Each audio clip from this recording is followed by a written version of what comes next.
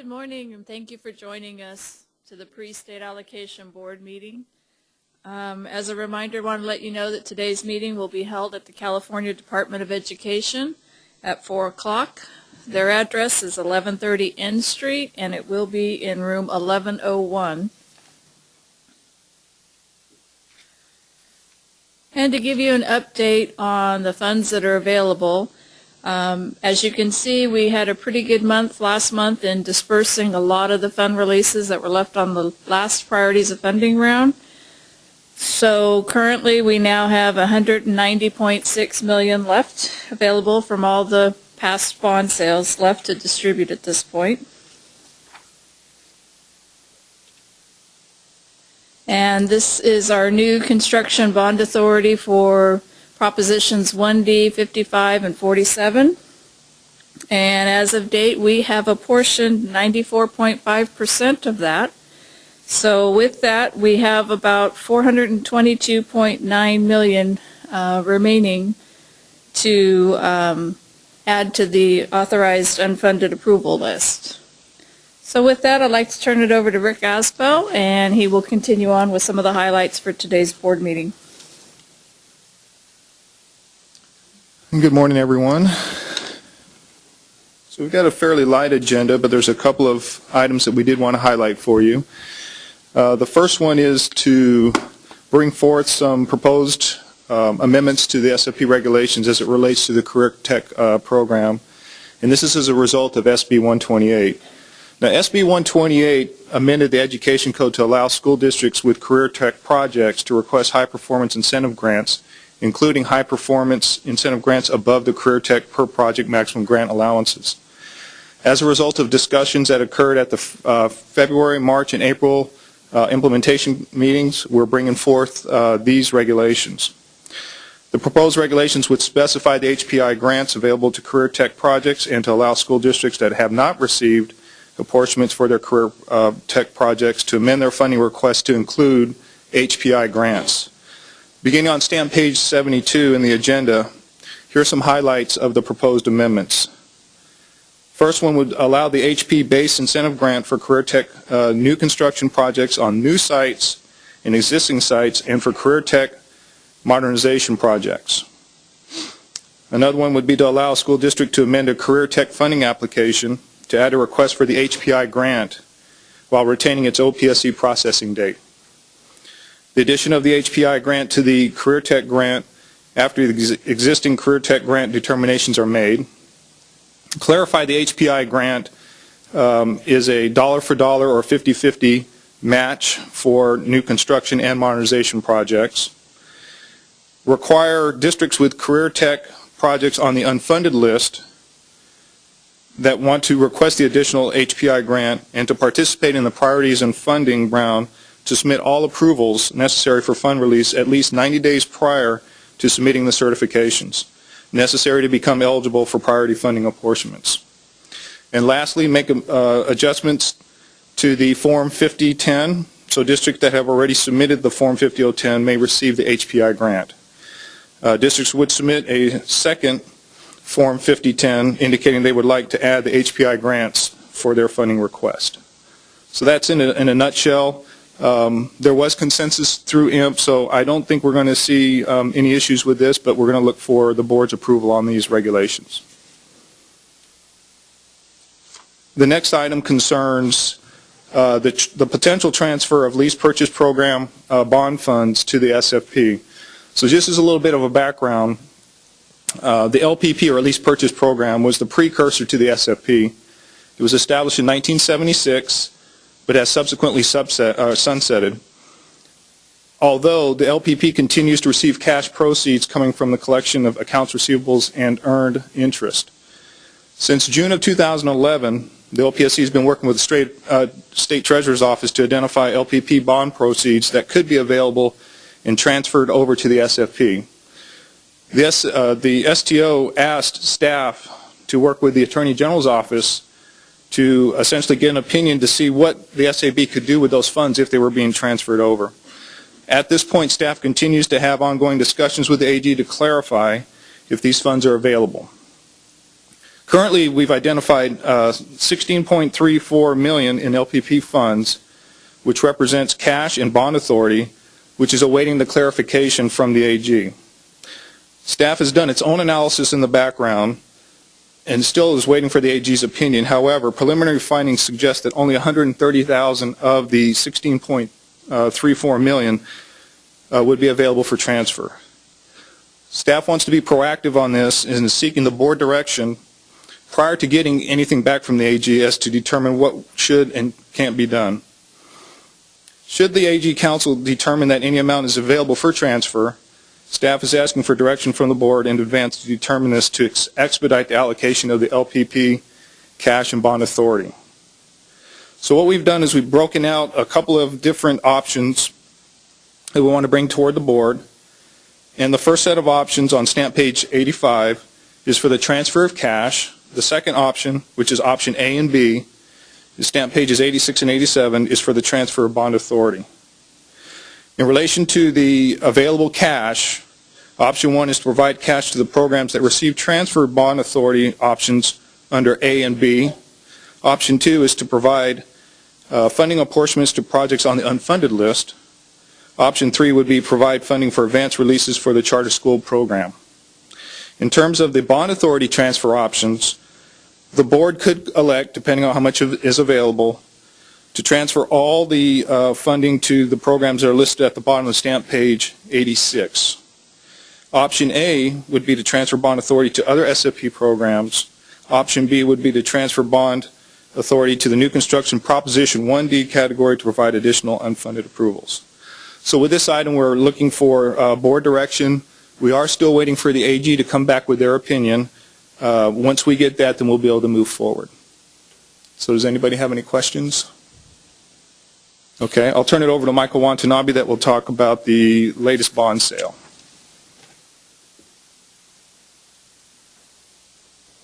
Good morning. So last week, the state was successful in selling $1.3 billion in general obligation bonds. Our program was fortunate enough to get almost half of that. We got $619.5 million.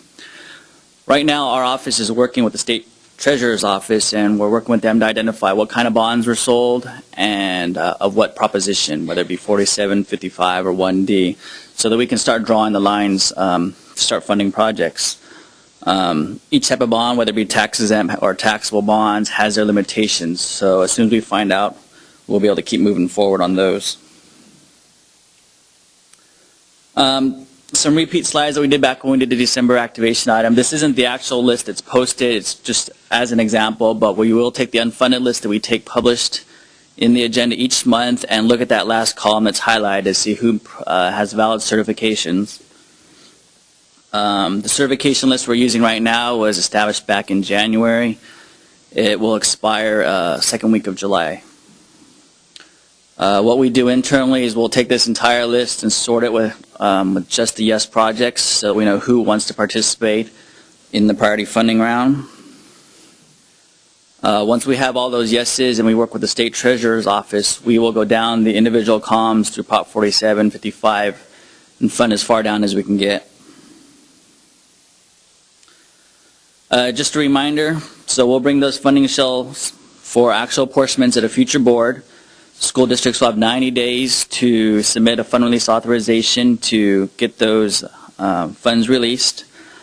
The 5005 must be received by close of business on the last day of those 90-day period. Only wet signatures are accepted. What would be helpful for staff over the next couple of weeks, we'll be calling all school districts that do not yet have an LCP grant to see if they qualify for the prevailing wage monitoring grants. It'd be really helpful if you can respond to staff quickly with their questions so we can get that grant apportioned at the same time we give you your unfunded approval. Otherwise, we'd have to bring back an additional item later. Also, within the next couple of weeks, our financial hardship team will be contacting school districts that may need a re-review. And unless you guys have questions on this, Steve and Jason will talk about that. Okay.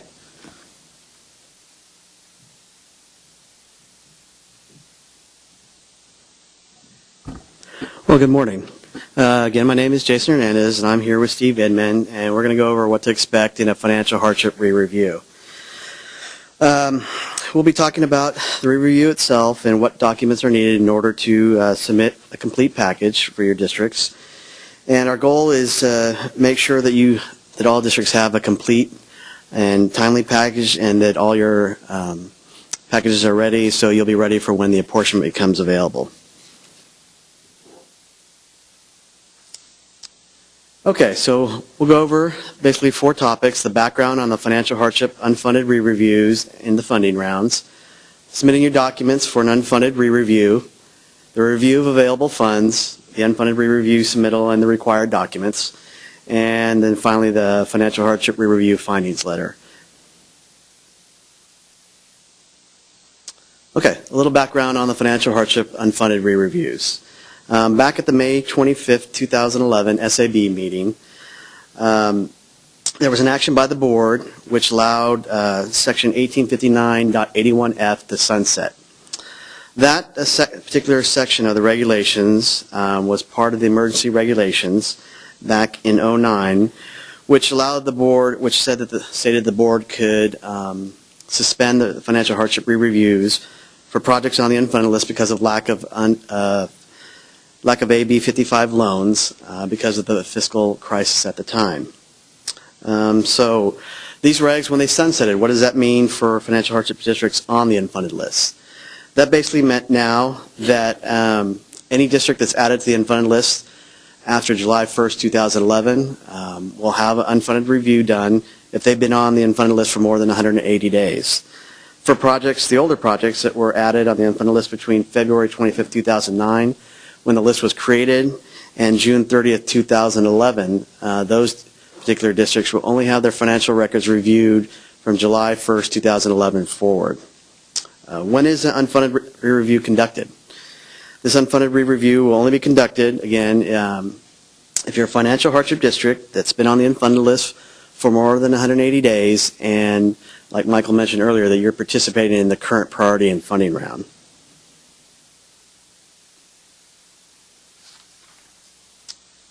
Okay, the financial hardship districts in the priority funding round. As Michael mentioned earlier, there was a recent bond sale of the $619 million, and here at the OPSC and the financial hardship unit, we want to make sure that all the districts that need a financial hardship re-review are ready for any apportionment when the time comes. The districts are participating in the certification filing period and have had a project on the unfunded list for more than 180 days. Must have a re-review conducted before any funds are released to the district. There's a notification letter went out, so if you're one of those affected districts, you should have got a letter from us. That basically cover letter just lets you know that you must have this review done before any funds are released to the district. And also there'll be a checklist attached to that, and that will detail all the documents that are needed in order for OPSC to conduct this review.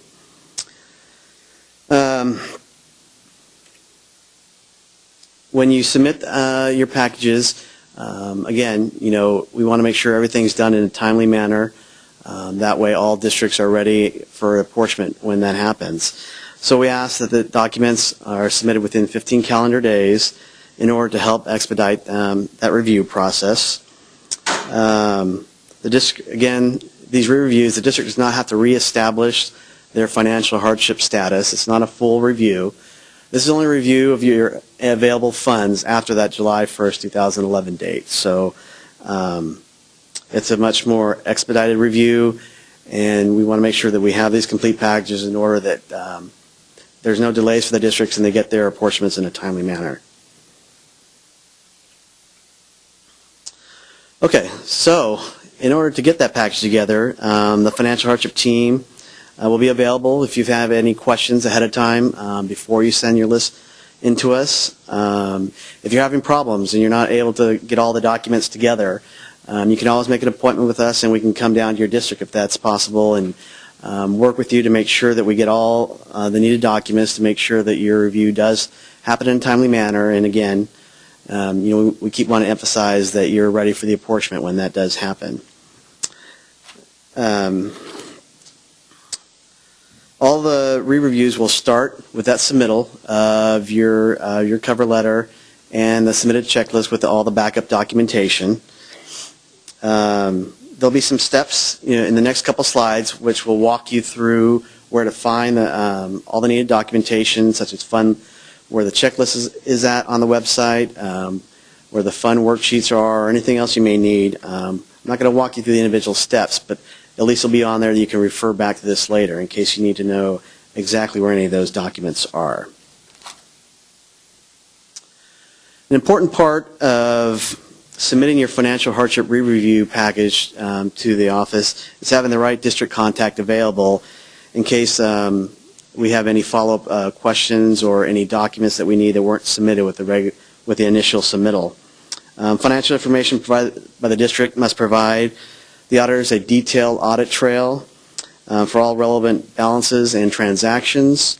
This includes complete audit trails for all transactions listed on your financial hardship fund worksheets and for all the redevelopment funds that are received. Most of the OPC's requests for follow-up information is usually detailed. A lot of times it's a lot easier if it's some audit staff at the district or somebody that's familiar with the day-to-day of the general ledgers. We found in the past that makes it a lot easier. Things move more quickly in a more timely manner. So again, that's just something that will help. If you have those staff available, will help expedite your review. And again, above all, the goal is to get the reviews done in a timely manner and to make sure that any financial hardship district is ready for their apportionment, just like any regular 50-50 district when the time comes.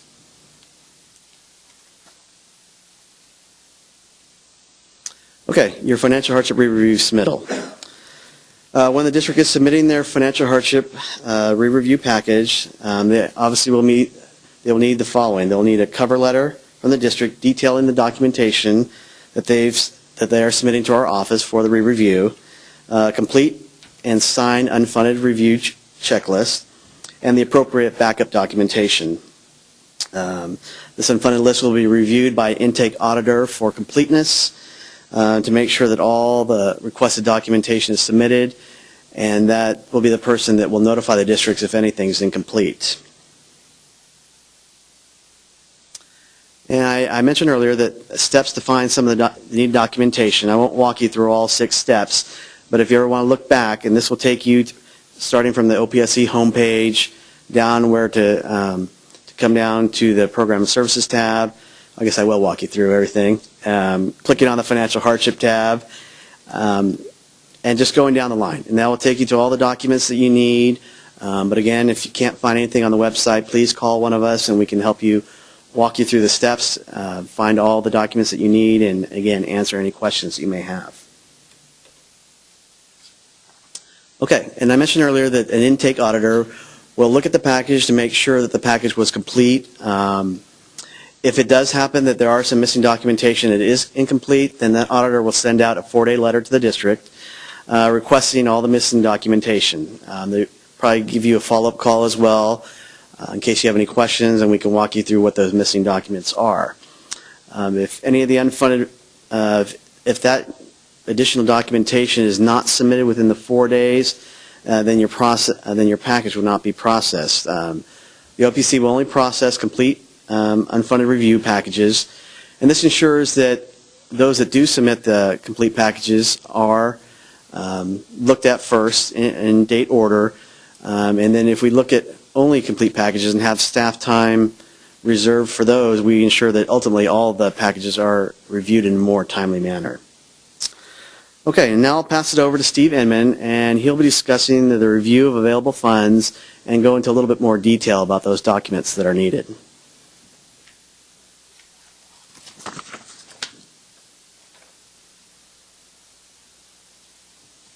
Good morning, everyone. My name is Steve Inman, and I'm going to go over some more of the process in detail and cover some of the documents needed for the financial hardship review. Initially, the auditor reviews the district's financial information listed in the unfunded review financial hardship checklist to make a determination of available funds. The review will only commence after all the documents are complete, so it's important that the package is complete when it comes in. Some of the possible things we look at are revenue sources after July 1st, 2011. COPs and GO bonds that were sold. If so, then we need the COP and GO bond booklets, okay, regarding those sales. Redevelopment funding. We need to know about the RDA funding and developer fees received since July 1st, 2011. If the district had a sale of surplus property since July 1st, 2011, we need to know which fund that was deposited into a capital facility fund and the nature of that transaction. Any other capital facility related funding that the district received since July 1st, 2011.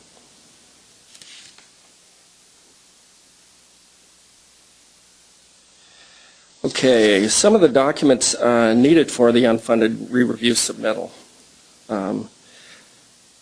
Fund 21, for example, we need a fund worksheet for Fund 21. Financial Hardship Fund worksheet for Funds 25, 35, the County School Facility Fund. Fund 40, the District Special Reserve Capital Outlay Fund. Sub-fund within Fund 1 for redevelopment funds. Okay, any potential source of available capital facility funds we look at. The auditor uses this information in each of the funds to make a determination of revenue, eligible expenditures, eligible encumbrances, to come up with an available fund balance since July 1st, 2011. Complete unfunded re-review packages should have the following documentation. Expense report for each project the district has on the unfunded list. The expenditure report should detail all expenditures made to date on the projects.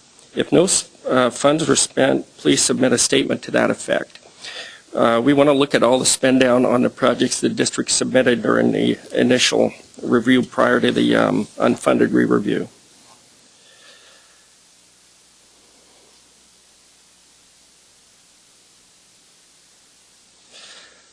Okay, some more of the documents we need are Financial Hardship Fund worksheets. Again, trial balances for each fund worksheet. General Ledger Summary Report. General Ledger Detail Reports. Copy of the latest independent audit report, if not previously submitted. Again, we use this to confirm information in column 1. Documentation supporting the liquidation of previously approved encumbrances. Again, Financial Hardship Fund worksheets. One is submitted for each fund that contains capital facility related proceeds and expenditures.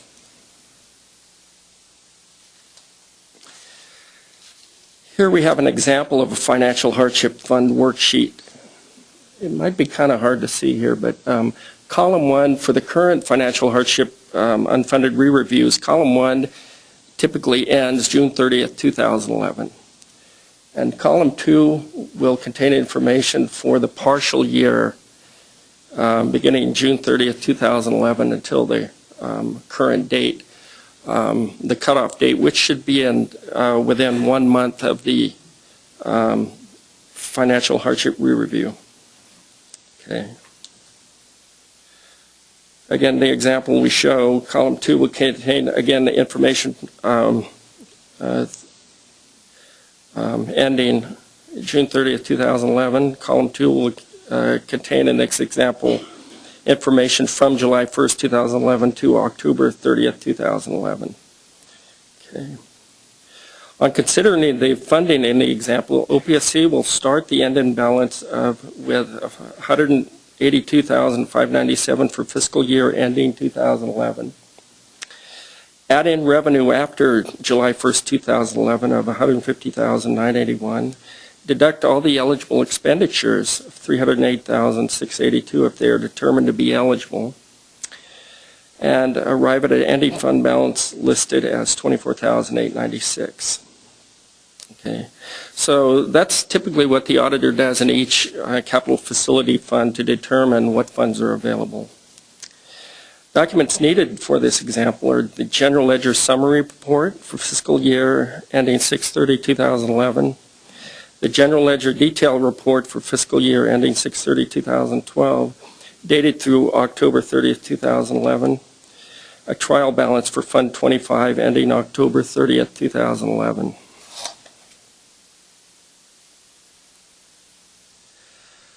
The next example we have here is an additional fund detail worksheet.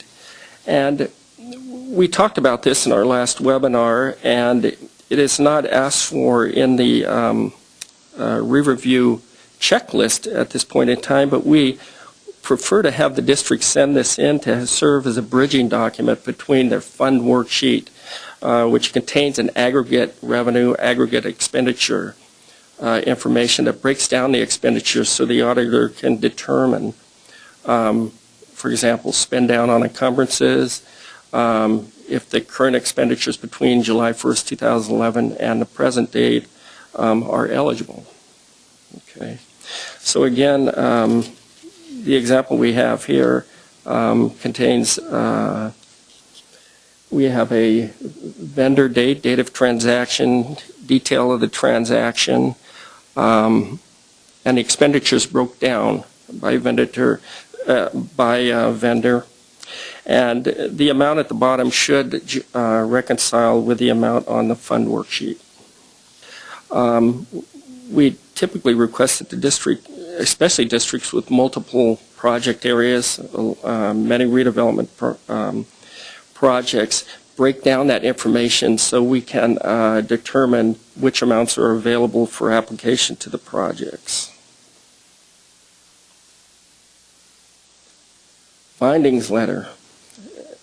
After the auditor completes the review process and determines potentially available amounts of funding, the auditor will send out a financial hardship review findings letter, which will be issued with attached fund worksheets. District has 15 days to respond to the letter. If the district doesn't agree with the findings, the district may submit additional documents during this time period.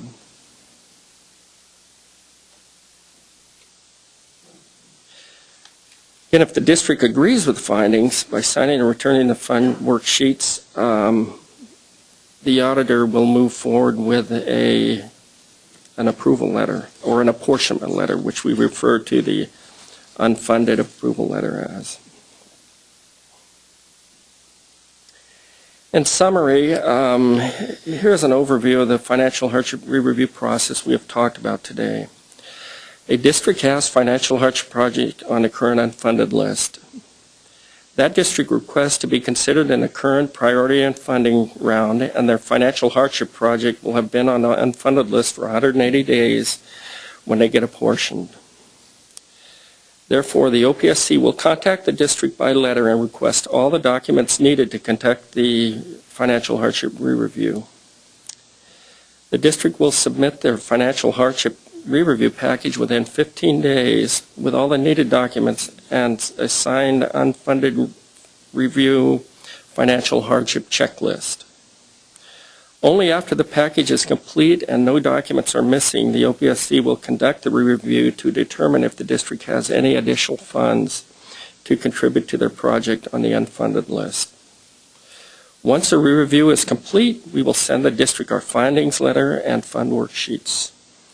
Once the district concurs with our findings by returning the signed fund worksheets, they will be ready to receive an apportionment if and when any funding becomes available.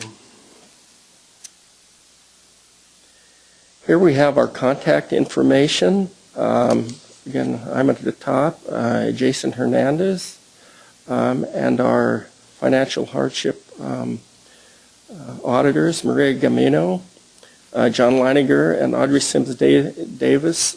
We also have one not listed here, Jacqueline Shepard, but she's on our in our directory on the OPSC website. So with that, I'd like to see if there's any questions out there regarding the process. Thank you.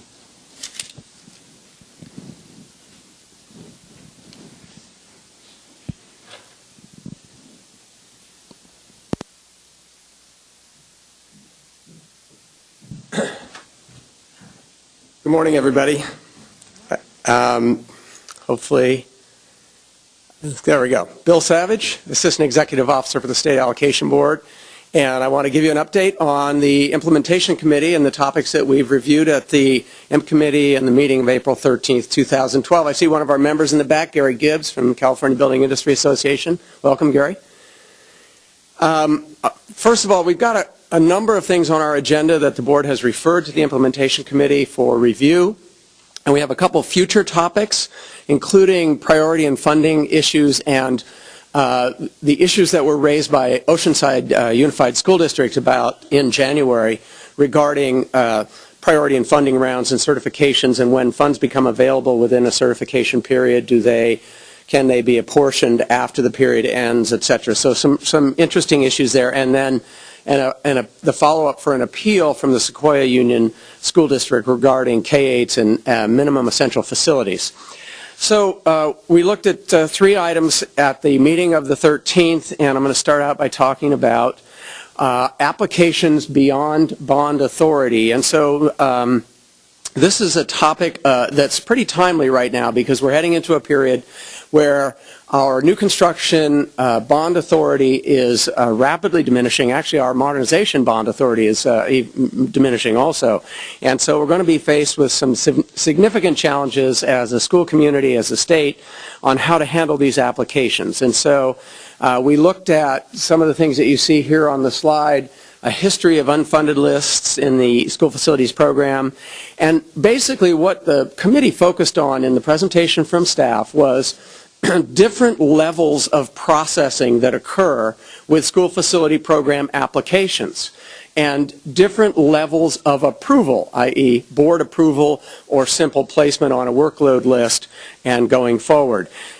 So how those things play out was presented, and the staff gave us a very nice graphic, which I'll show you in a second, with 5 different options for processing and approval, and our discussion focused on what are the considerations, what are the issues raised with each of the different options, and what would the committee recommend to the allocation board, and what would be the best approach for us to go forward.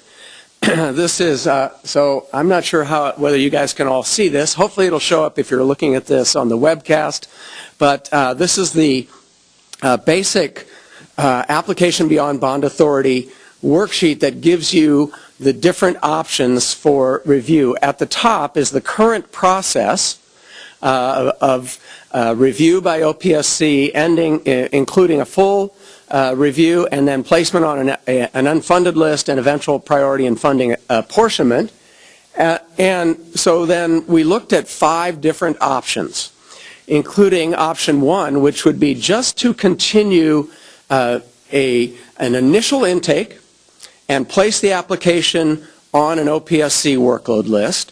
Option 2, which would be to create a new step, which is to process the application as far as intake, placement on a workload list, and then have the board do some kind of acknowledgement or acceptance, if you will, of a project that's on the workload list. Currently, the workload list, as you know, simply is presented to the board as a list of projects that are in-house, in progress, and the board doesn't take any action. This would have the board take an action, so it's a new step on workload lists. Option 3 is going beyond the workload list to create a new list which would include then initial application received from district and full processing by OPSC so that they can determine the validity of the application, the validity of the eligibility, making sure that all of the different funds are amounts that might be available for the project are included, and then it would be placed on a new list called the Ready for SAB Approval list. You know, and one of the great parts about doing this is that we get to make up new names for all of these things. So it really is about semantics, and then that eventually becomes about how people perceive what we do. Option 4 is the current process, and so application comes in, goes on the workload list, is fully processed by OPSC, and then it's placed on the unfunded list approved by the board. Okay, so option 4 is actually the current process under 1859.95 regulation section.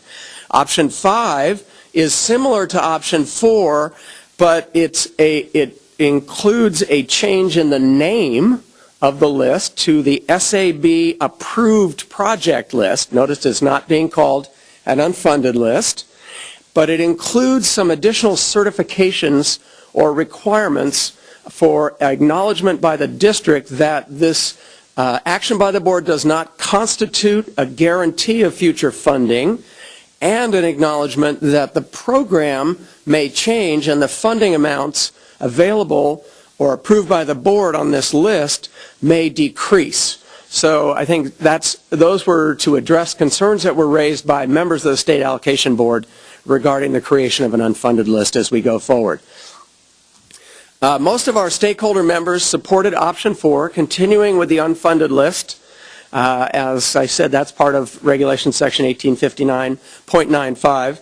Some members were concerned with this approach and were more comfortable with option 3, which would allow for full processing and create a ready for approval list for the projects. And we had a lively discussion. We heard concerns from school districts regarding the option 5 that we talked about with additional certifications and requirements, where there was concern about going back to the school board and having to do a resolution that would say, hey, we have to acknowledge that this project may never come to fruition.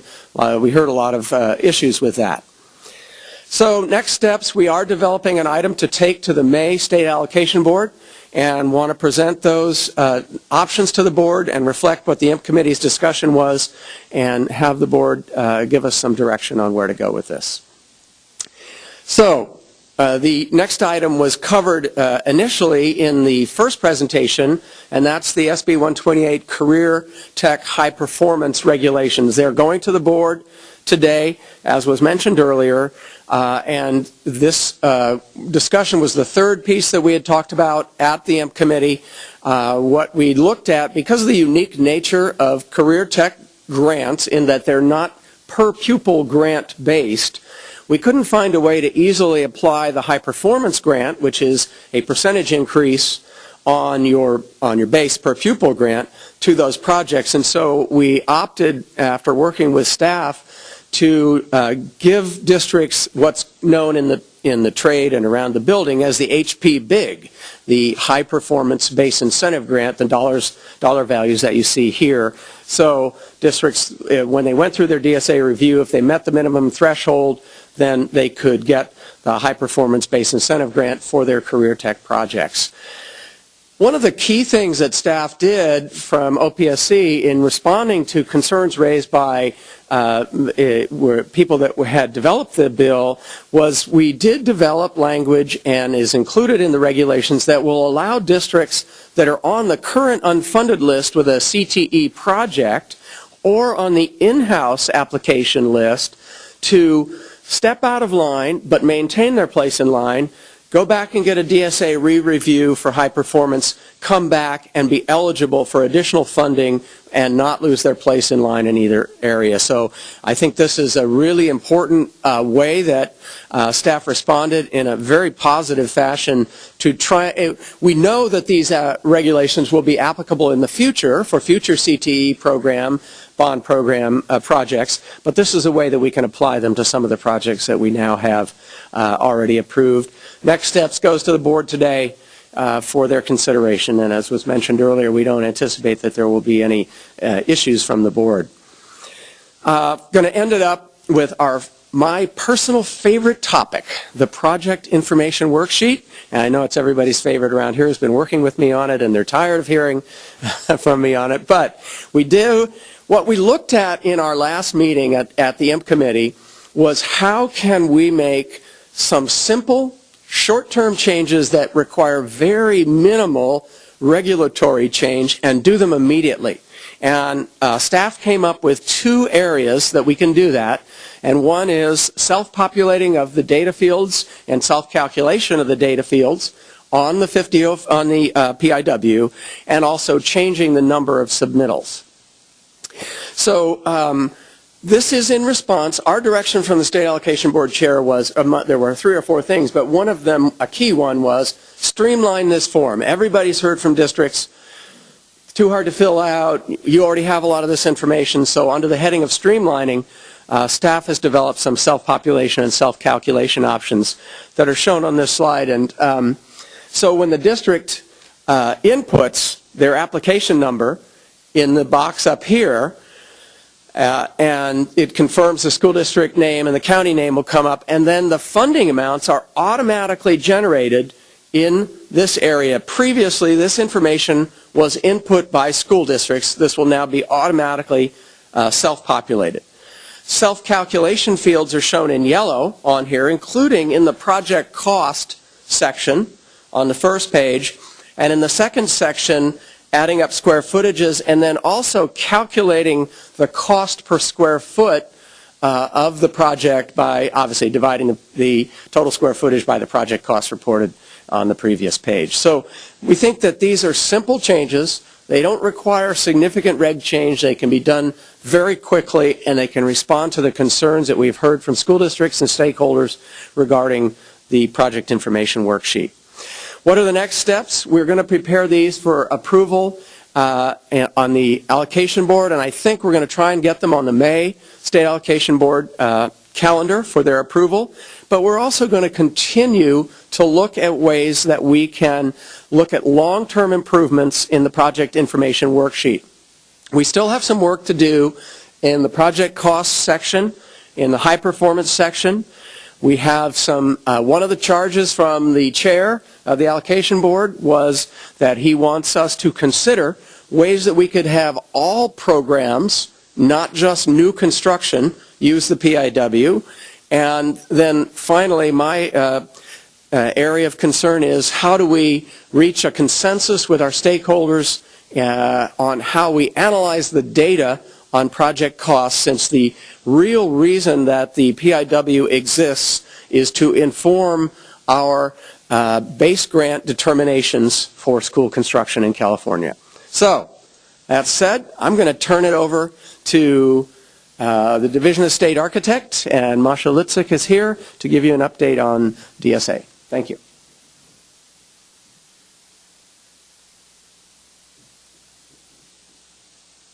Good morning. I'm here to give you some quick updates from the DSA, mainly our Structural Codes and Policy Unit. And I will go on to my first slide, which is where I wanted to highlight our activity in regulations development. And I've mentioned this a few meetings back, and today I'll be highlighting our administrative regulations that we're developing. Our regulations, our administrative changes that we're looking at follow, in general, 3 goals. One is to streamline construction phase reporting and DSA review of various documents that come into DSA during project construction. This is an area where we often hear criticism about documents being lost, too many different documents being requested at different times, and things in this area that don't go right during construction often cause us to issue closing letters without certification. So our second goal with our administrative regulations is to streamline the process to facilitate project certification, to avoid situations where we do have missing documents that cause us to issue a closing letter without certification. And lastly, a lot of these changes overlap with our efforts to implement audit recommendations, the Bureau of State Audit's recommendations from December of 2011 for improved field oversight. As you recall, the first phase of that audit focused just on field oversight, and there were several recommendations issued for improvements. So here is a summary of the process that we're following. We first develop our proposals in usually short issue papers, and we present them to the DSA Advisory Board, and namely 2 committees. Inspection and Testing Committee, this one's been meeting monthly since about December. The next meeting is on April 30th. And we've had one meeting of the Codes and Standards Committee, and they'll be meeting again soon, but I don't believe they'll be meeting before we submit the code changes to the Building Standards Commission. But we've had a very productive meeting with that committee on April 12th.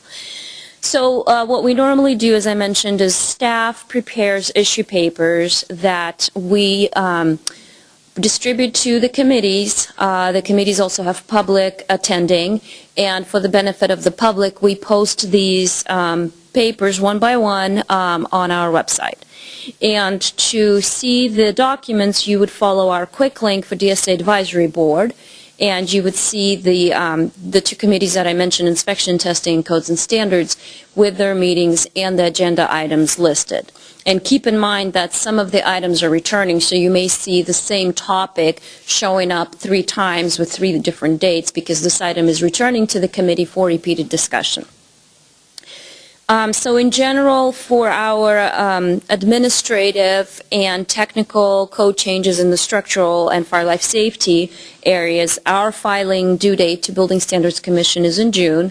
Unlike with the OAL, where there's continuous filing, our regulations follow the triennial code adoption cycle, which means that we do things in, so to speak, chunks, and submit to the Building Standards Commission on a triennial basis. There's one intervening cycle, but we try to do our major code proposal work on the triennial basis. So the proposals are submitted to the Building Standards Commission in June, and we anticipate approval in spring of 2013 for our admin packages. What happens between June 2012 and spring 2013, there are Code Advisory Committee hearings.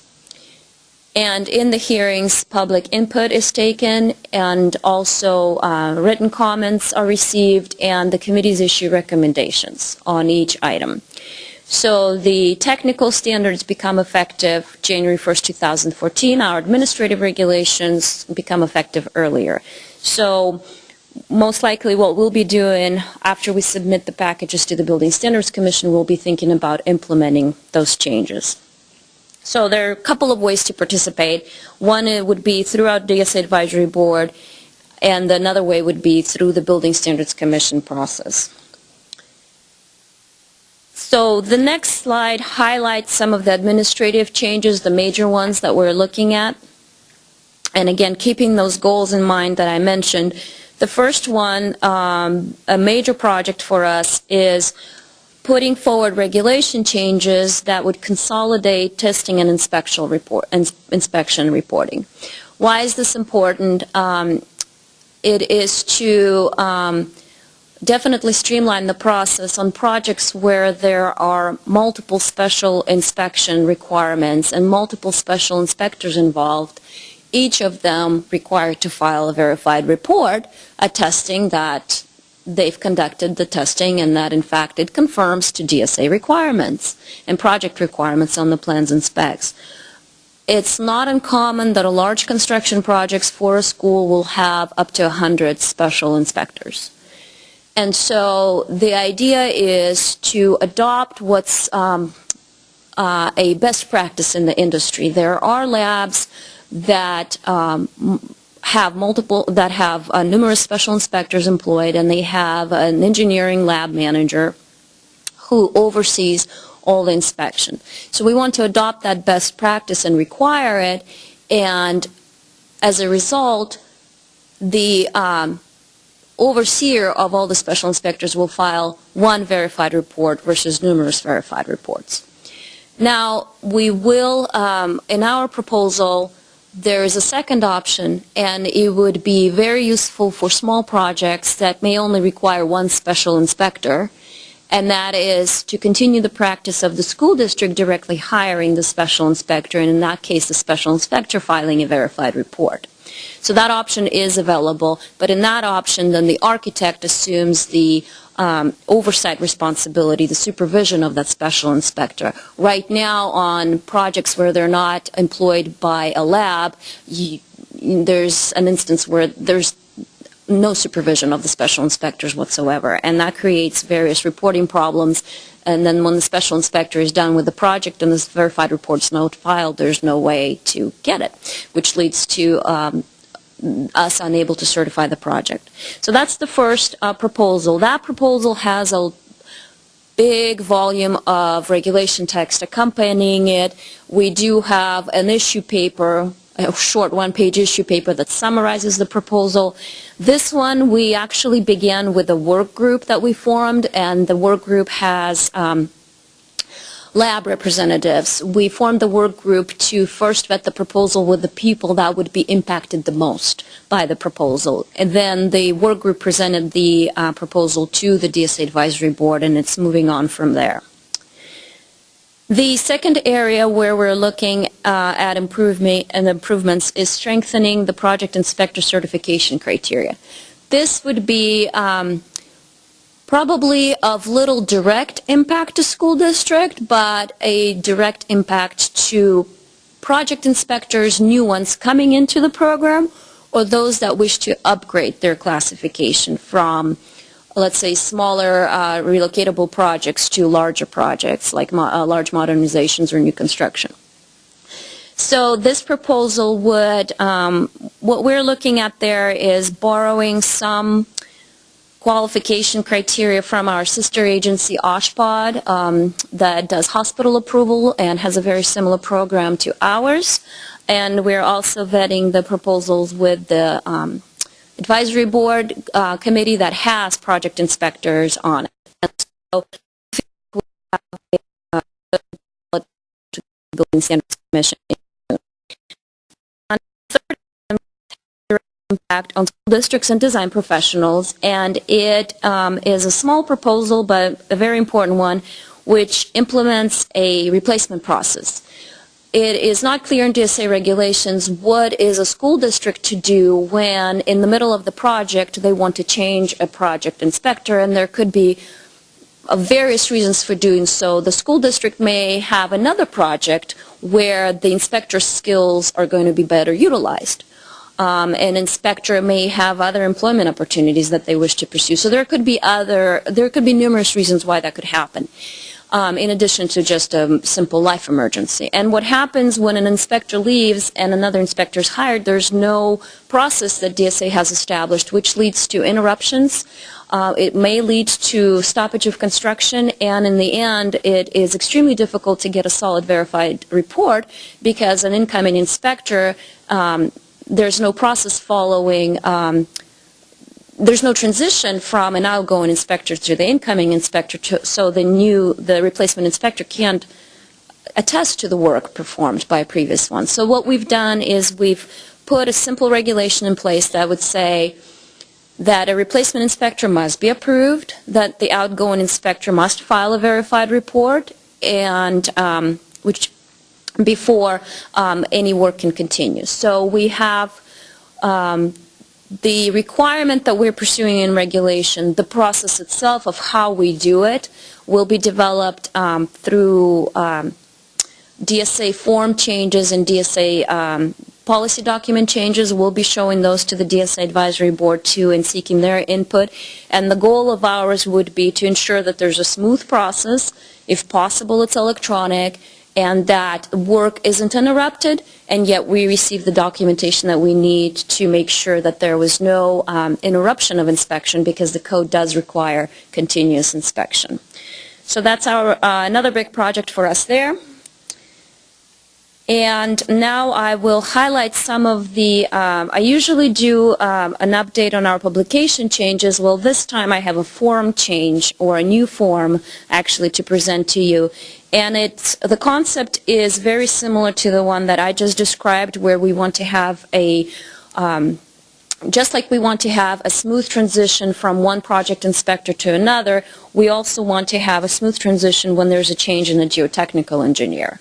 So we've created a new form, DSA 109. There's an existing form, DSA 108, that makes the transition possible for an architect, or a structural engineer, or a mechanical electrical engineer, but there's no such thing for a geotechnical engineer. And so This form would be submitted with a couple of very important certifications, one of them being the new geotechnical engineer attests that he or she has reviewed the work of the outgoing geotechnical engineer. And so we feel like this form fills a gap, and it's an important form for us to have to ensure smooth project completion. I'm also highlighting pending form changes. These are not in effect yet, but the reason I want to talk about them is because these forms do impact every project, and once they're effective, we'll be conducting additional outreach, but it's important, I believe, for folks to know that there's going to be a change in this area. We have what's called the DSA 6, which is a verified report, which is used for both project inspector and contractor.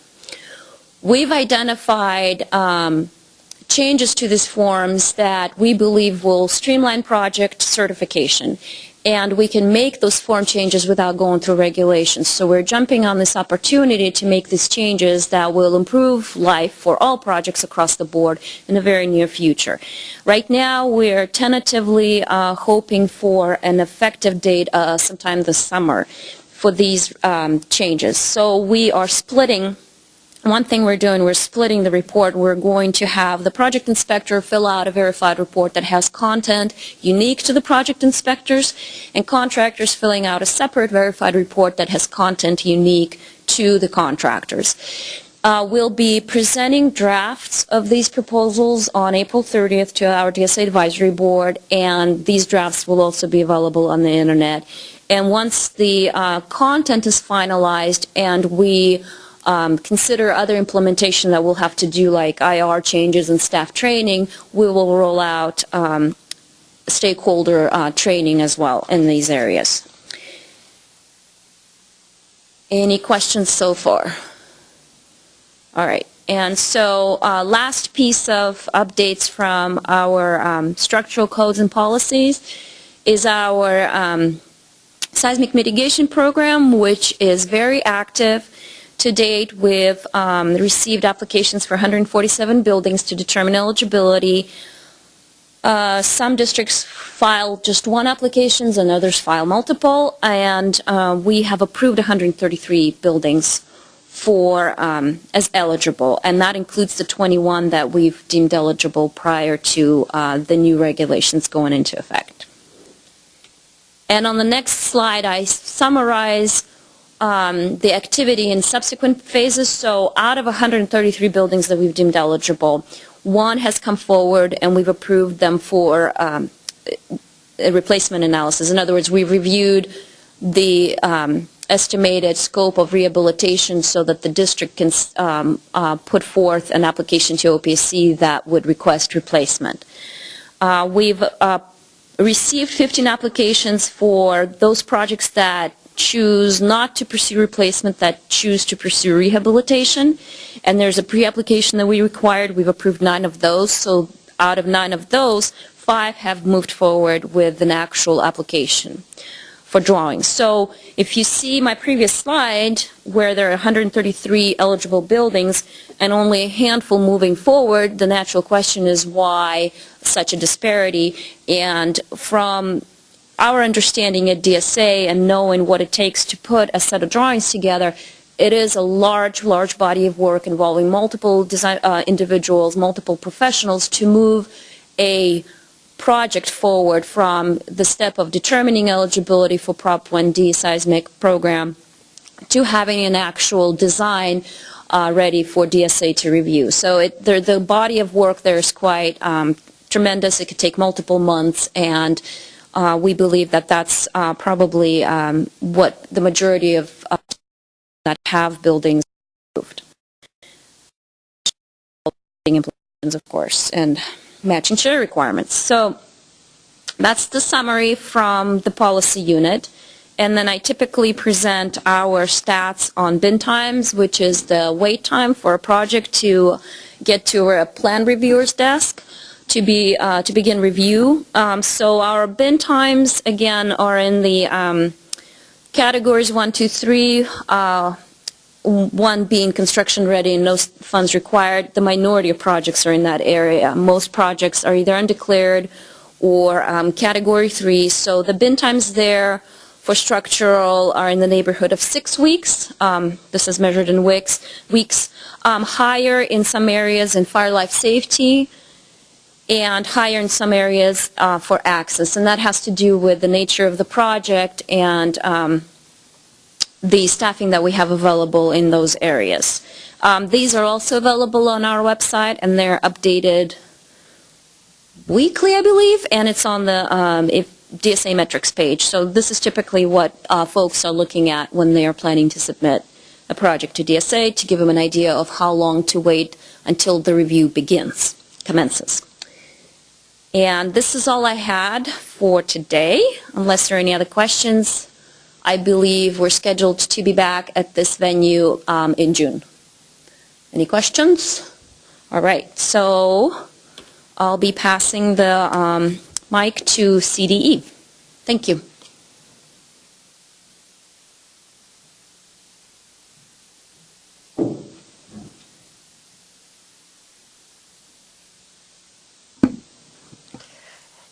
Good morning, Kathleen Seaborn from CDE. Today I'm going to actually show you some photos of our schools that participated in the Green Ribbon School Award Program. As I shared last month, USDE created a program back in September for all states to nominate up to 4 nominees in the Green Ribbon School Awards.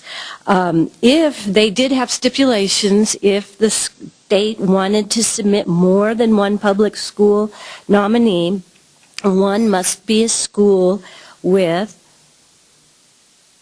at least 40% of their students from a disadvantaged background. One of our nominees had 77% students from disadvantaged backgrounds.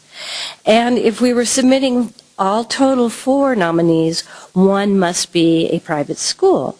And so with regards to the nomination of the private school, we went ahead and coordinated with the California Association for Private School Organizations, and CAPSO actually provided the private school nominee to us, and then we forwarded it to USEDE with the 3 other schools. And here are our nominees. On March 22nd, Superintendent Torlakson visited and did a press release at Environmental Charter School and released our 4 schools that would be representing California this year. And here we go. This is Environmental Charter High School. Key features for the school in the Lawndale Elementary School District included, this school received numerous awards in a variety of other green programs, such as the United States Environmental Protection Agency Award in 2007, the Weiland Foundation Earth Month Heroes in 2011, Green Technology Educator of the Year in 2011, and Daughters of America Revolution Conservation Award in 2009. So they've been quite active. Now, the school administration developed actually a green team, which is a committee made up of teachers and administrators, and the goals of the committee included maintaining existing green learning features, planning future green initiatives, and recommending green operation policies to the board. And the team regularly invites input from the students. And here we are, our superintendent. The school actually, just aside, this school in particular was built in 1929. So this was not an award to brand new schools. All the schools were at least a couple decades old receiving this nomination. Now the school also partnered with the University of California, Los Angeles, and they developed professional development series of courses in environmental education.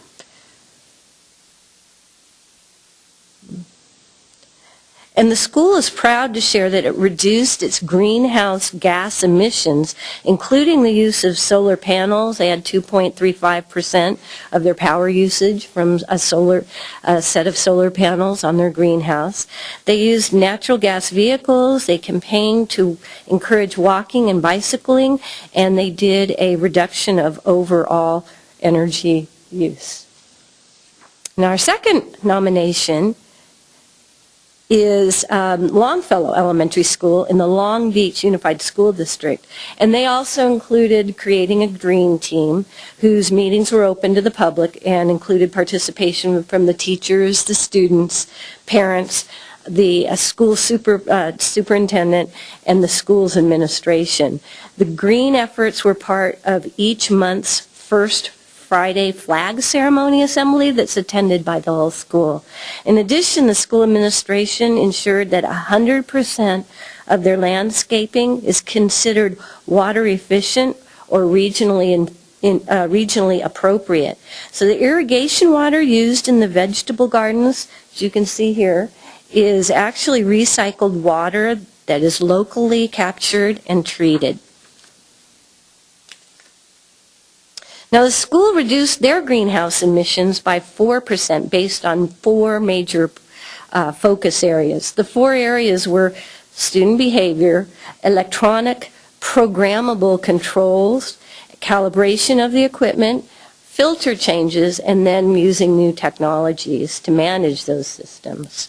Finally, the school also received several green awards, such as the 2010-11 California PTA Spotlight Environmental Award and the 2011-12 California K-12 Recycling Challenge.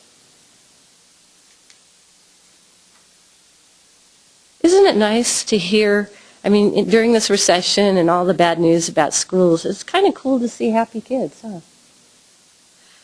So the next school I'm going to be sharing with you is Grandview Elementary School, and that's in the Manhattan Beach Unified School District. And key features included here, they were participating, actually they were one of the original designers of Grades of Green, Growing Great Schools.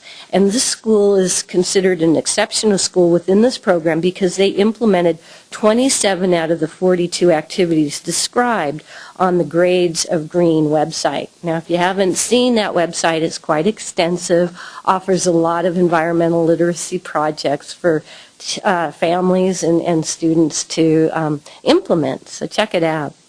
Also, these activities included 3R educational environmental curriculum. They have a green student council position. They have Earth Club, environmentally themed school assemblies, and field trips focused on, again, efficiency. Another key feature included ensuring that 90% of all their cleaning projects in the school are third-party certified green cleaning products. Now, the school was successful in reducing water irrigation usage by 40% and indoor water usage by 12%. In addition, this school also implemented a native planning project at each grade level called Gone Native. The project will restore the ecological system indigenous to California. You can see our poppies right there. Here you can see the California poppies growing on the side there. And finally, the school focused on implementing 4 programs to promote walking and cycling as primary modes of transportation to and from school. As a result, 97% of these students at this school walk, bicycle, or carpool to school each day. To give you a breakdown, 65% actually walk to school. 15% use a scooter or a skateboard, and 17% carpool with other families. Now, the Athenian School was our 4th nominee, and it's a private school in Danville. Key features include receiving 65% of their power from on-site renewable energy generation. And you can see in this photo here that they've actually arranged their solar panels in the shape of an A on top of the adjacent hillside, which supports most of their energy use for the school. So their overall consumption, power consumption, is down from 305 kilowatts, 1,000 kilowatts in 2004 to 695 kilowatts presently, even though they've had a 7% increase in the student population. Another feature included emphasizing healthy nutritional practices. All employees and students of the school are offered free, organic, locally grown ingredient lunches each day. Here's a photo of one of their gardens, and fresh fruit is offered free all day as snacks. In addition, there are 22 water stations for hydration throughout the campus. The school also promotes the use of alternative transportation to, during, and from school. 45 or 9% of the students live actually on campus, but others arrive by bike and one even by a Segway. There is no public transportation system within a 10-mile range, which is why the school runs its own bus service from 3 BART stations carrying 168 students daily. So 69% of the student population walks, bicycle, carpools, or takes the school bus. And the school conservation club actually runs the carpooling scheduling arrangements. On Monday of this week, USDE announced that there were actually 78 winners out of the awardees out of the 90-something submitted from 29 to 30 states participating in this first year. And I'm excited to share that all 4 of California nominees are awarded. So we've got what's coming up is in a tentative date for May 3rd has been solicited to schedule more input for this award program in future years. And then on June 3rd and 4th, back in Washington, D.C., the feds will be hosting a celebration for these 4 awardees, as well as the others from the other states, in a 2-day celebration. And then actually they're moving up the whole award application process for the second round. And so actually by June 15th, the feds are asking all states to provide intent to participate in next year's program. And we're trying to encourage that all 50 states get involved this year. As I've shared before, we designed a website dedicated to this program, so if you're interested in what the schools are providing as far as design or literacy or health and safety programs, please check it out. This year's application, this present year's application and additional resources are located at that address. I'm imagining that this pilot program will continue next year. The superintendent, as well as many state officials, were very pleased about the progress we made in 6 months. So we would assume that there will be an intent to submit in the next few weeks. Thus, if you're interested in learning more about this program for next year's participation and ideas for future ways to save energy at the school sites, you can always talk to us at the following contact information.